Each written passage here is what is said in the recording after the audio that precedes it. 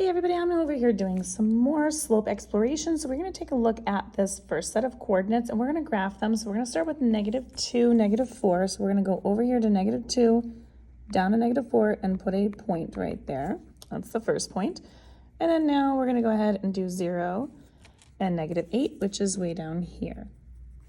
So we have those 2 points. We are going to connect those 2 points and we're going to find out what the slope is for them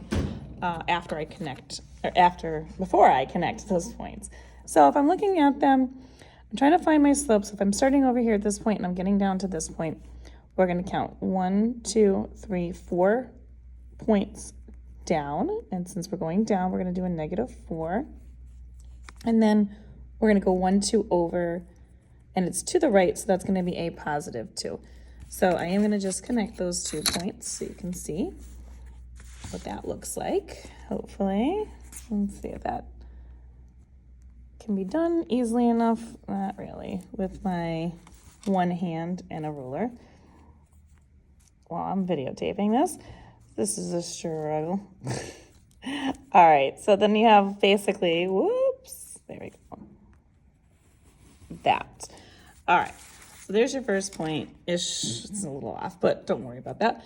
All right, now we're going to take a look. So that slope is a down 4 over 2. So we're going to do -4 over a +2. And that can reduce down to a -2.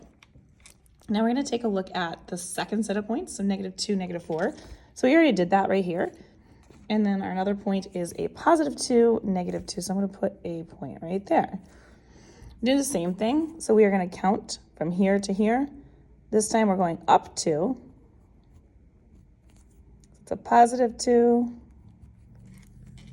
And then we're going to be going over 1, 2, 3, 4 this way. This is +4.